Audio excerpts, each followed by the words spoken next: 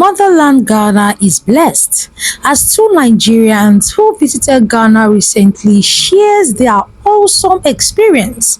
The First Lady telling us how Motherland is blessed with a lot of natural herbs and spices, while the other lady gives us her fantastic review on many delicious Ghanaian meals. Lovelies, let's listen to them and then we come back. To Ghana!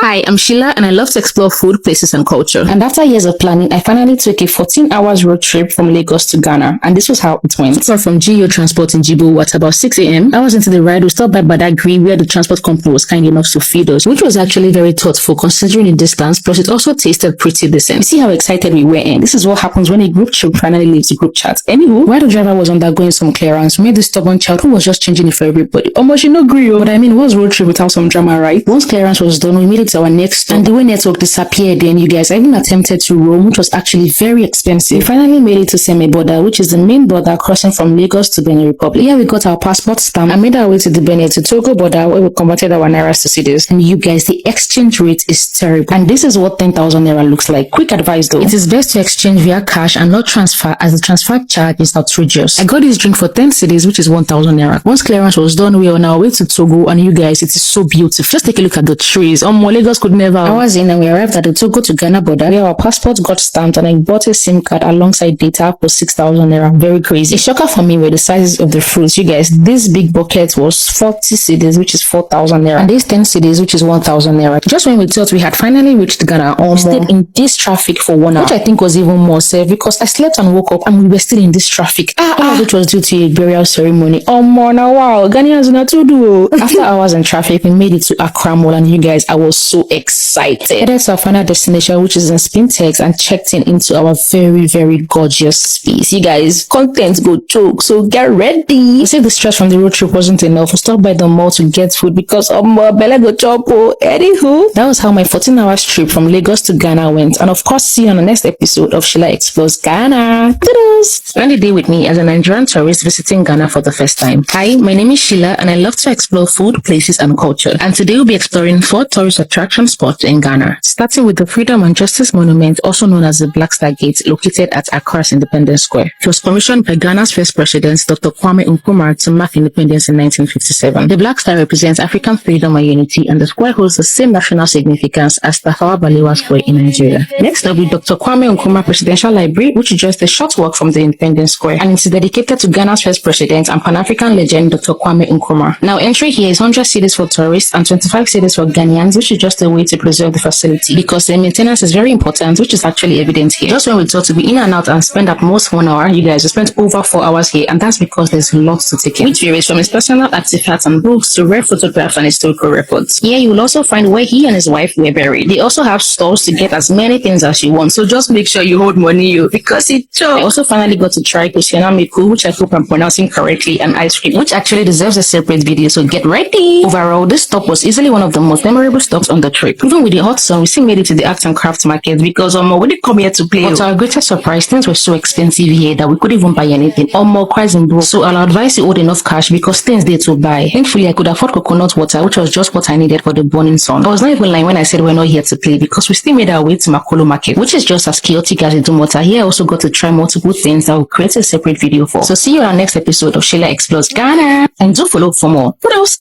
You're welcome to my channel. I'm Delicious Army. Here I talk Ghana, Nigeria, South Africa, Kenya, and all the good stuff relating to them. Kindly like the video and subscribe to the channel.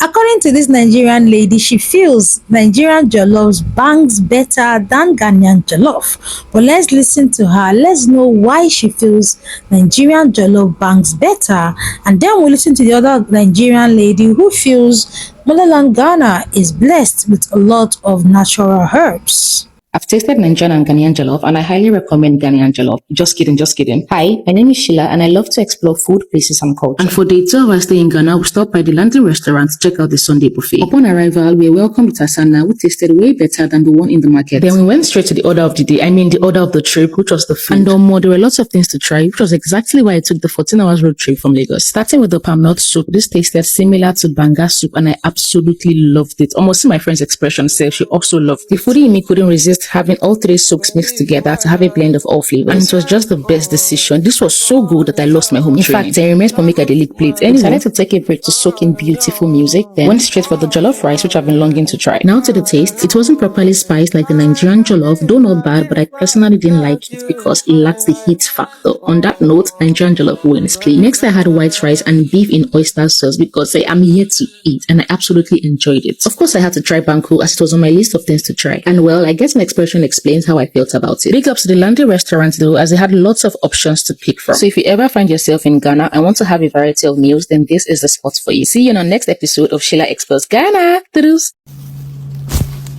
Guys, look at this. Do you know this? I noticed this country is so blessed with this leaf. You know, in Nigeria, we used to look for this thing, but all over this place, you can just see this thing everywhere. I don't even know if they used to make use of it. Like in my country, then any family that have this, like you have a special gift. You see people coming to your compound to beg for it because it's so medicinal. See. Wait, I'm coming now. See.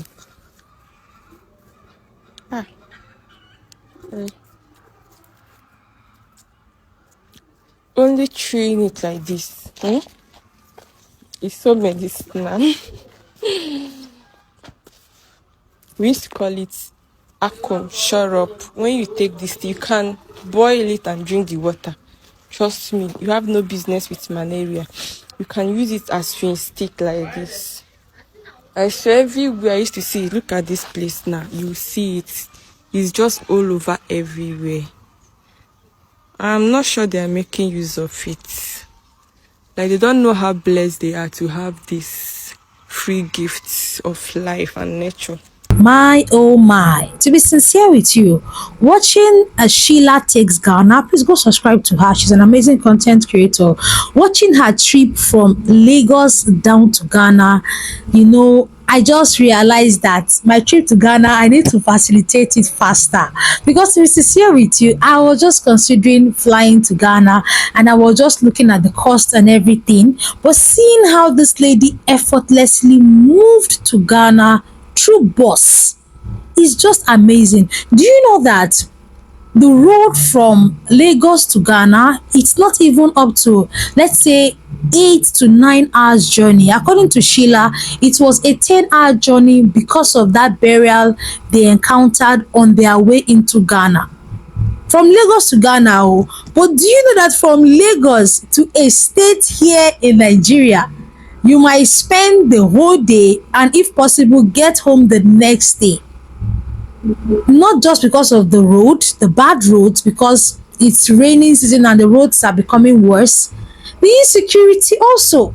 So it just made me understand that this country, we need help, I tell you. But guys, let's not take away the joy of this video. You all watched so many amazing things Sheila had to say about Ghana. It's obvious that Sheila is enjoying her stay in Ghana. One thing I love about food in Ghana is their buffet service. I have noticed that so many restaurants in Ghana operate buffet service. Many of the Nigerian content creators that have seen go to Ghana, they always patronize this buffet service and it's just amazing. You know, over here, before you eat buffet, most of the times it's quite pricey, although there are affordable buffets, but if you want to eat very, very, very good buffet menus, they're quite expensive. But notice that the buffet services in Ghana are not that expensive. It's like they just do it like a normal Sunday culture, and it's just so amazing. And you heard Sheila said she prefers Nigerian jollof to Ghana jollof. According to her, Nigerian jollof has more spice. When a Nigerian tells you that they prefer Nigerian jollof to Ghana jollof because of the spice, what they just mean is pepper.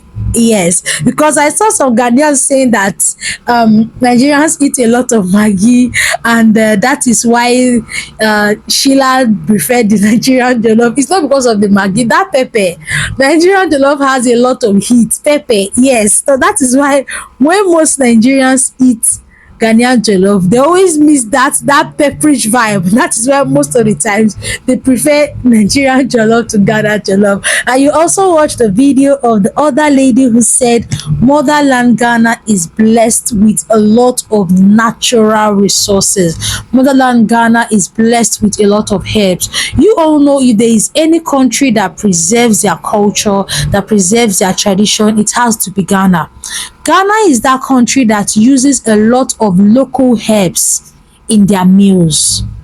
There is this soap they call Alata Samina, the best black soap brand you can find in West Africa is from Ghana. Why?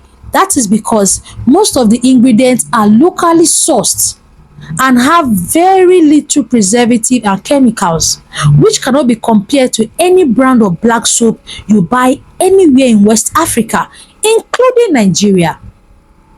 Go and look at many of the Ghanaian meals. They have to do more with leaves, they have to do more with spice, herbs.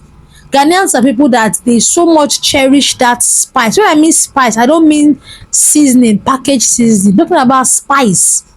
Rosemary, anise, you see those spices, they don't joke with it. So when I heard that lady saying how she got that plant she saw just wasting away in Ghana, I wasn't surprised. But I don't feel those plants are wasting away. I just feel that Ghanaians have them in large numbers.